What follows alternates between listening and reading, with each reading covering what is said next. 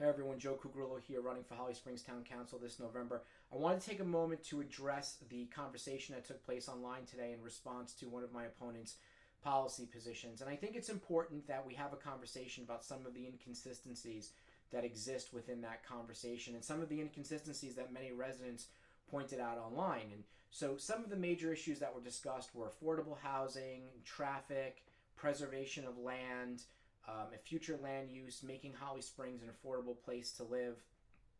And so let's unpack some of those real quick. So first of all, as a member of the planning board over the last several years, I've gotten to have a real good knowledge about the development process and the realities and the economics behind it. And I think it's really important that people understand that currently, right now, one of the major issues that we're having is a major push-pull between what residents want and desire, which is generally usually less traffic, less density, and less development, with high demand. And that demand is coming from many different places. It's coming from residents who are moving here because they're trying to escape high tax states, or they're moving here for geographic desirability, aka the climate. And it also comes from the economic development that's happening all throughout the state of North Carolina, particularly because North Carolina is business friendly in the sense of their commercial taxes. So there's no surprise that companies like Genentech and Amgen and Fujifilm have found a home in North Carolina amongst many other companies that did so in the Triangle region, because the incentives for businesses are quite good. And so we have this push-pull that's going on right now between the demand of new residents that are moving here for a variety of factors, and the demands of current residents who want to maintain a certain quality of life. And so the point that I want to make very clearly and very simply is that during this campaign season, I urge you to use a level of discernment when it comes to slogans and policy positions. Because at the end of the day, none of these choices are binary. They're not black, they're not white, they're not up, they're not down, they're not good, they're not bad. They are far more complex.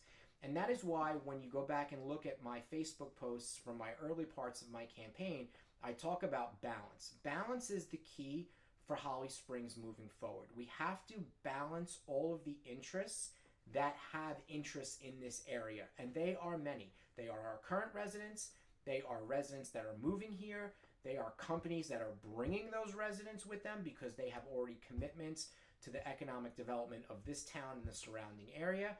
And so I just want to caution people to make sure that we're really thinking about the complexity and how interwoven so many of these issues really are.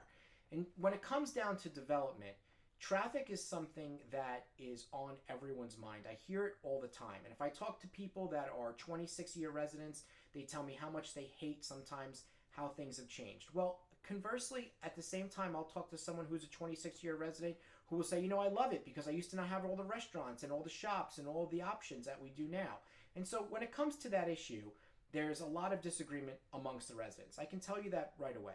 But what people do really want is to make sure that the future growth is balanced. They want to make sure that we don't overdevelop. And what I'm going to tell you is, as someone from Staten Island, New York, when I grew up in the 1980s, there was still land to buy, clear cut, and build a house. And by the 1990s and 2000s, that was gone. And so what wound up happening was, once the land was super scarce, every developer that came in built 2 houses instead of 1, then 4 instead of 2. And the density exploded, meaning the density was managed until it wasn't. And when does it usually not get managed? At the end, when it gets scarce. And when it gets scarce, it becomes super expensive to build. We are moving into the scarcity phase of our development. We do not have as much land left as we used to, which is why our property values have exploded over the last 5 years. The demand is high, the land is scarce, and it's expensive to develop here. And it's expensive to develop here, which is a problem for many developers, which is why some of the houses and developments are so expensive. Why is it expensive to develop here? Well, we require developers to do things like greenways and side paths and infrastructure improvements, intersection improvements, stormwater capacity upgrades, sewer upgrades, tap fees to tap into our water system, to secure our water system for decades to come, which is extremely important. The point is, I want people to understand that there are a lot of economic factors going into this right now, and none of these are going to be simple answers. What we need to do is be balanced as we move forward.